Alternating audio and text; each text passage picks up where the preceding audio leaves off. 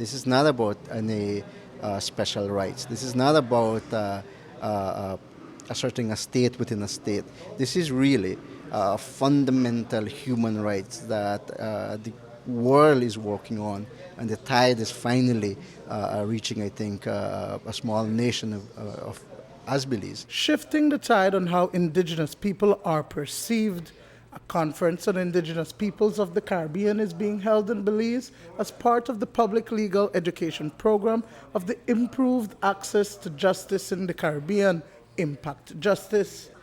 The regional project honed in on the rights of people across the Caribbean, and in this case focuses on the violations on the rights of indigenous people.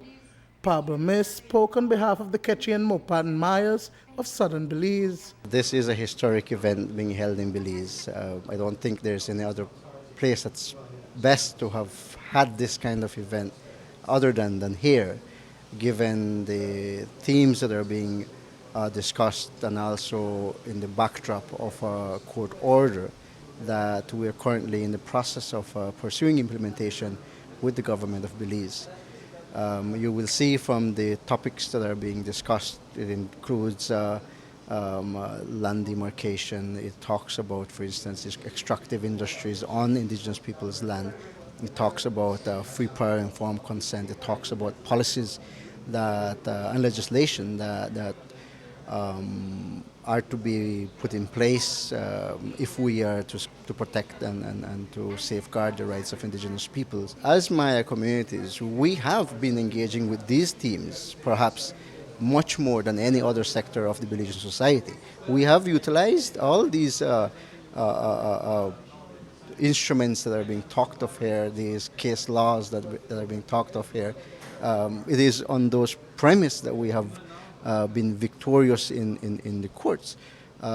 So I think that it is powerful, though, for the many other representatives that are here, including government officials. While the Maya and the Garifuna people are being featured for Belize, Maya Leaders Alliance Program Coordinator Pablo Miss says that the census would show that their basic human rights have been violated. If you think about the Maya land rights, it is not necessarily about the land in itself.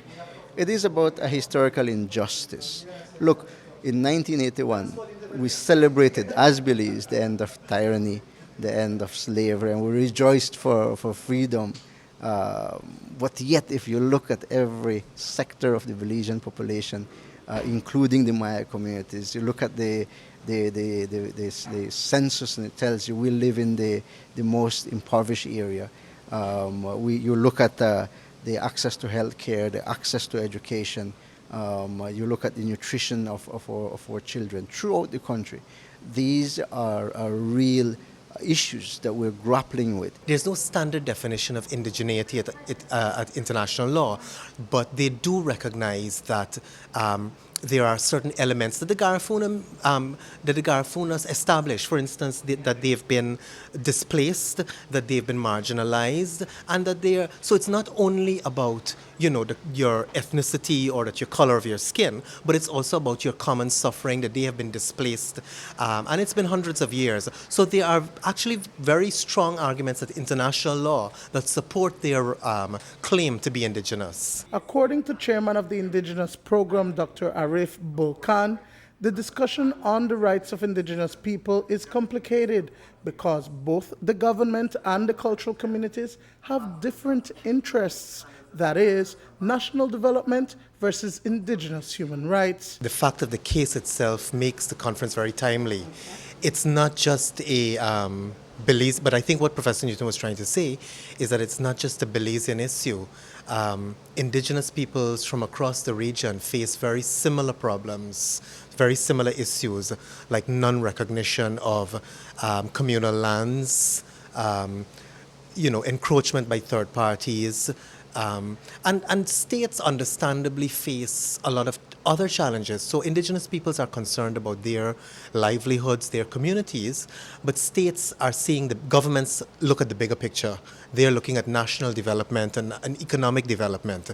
And so they want to mine and they want to get revenues from gold and timber and so on. So I think we all are aware that there are competing interests. At the end of the 3-day conference, an action plan to guide Indigenous constituencies and national decision makers in the region will be created. An action plan to which the Indigenous people themselves contribute, because they're going to be working in groups outside of the plenaries, and at the end of the conference, which is on Friday, during the final session, they will come up with points that they want to pursue.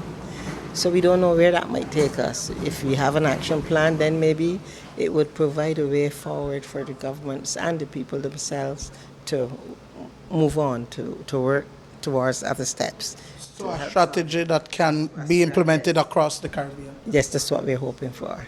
Dwayne Moody for News 5.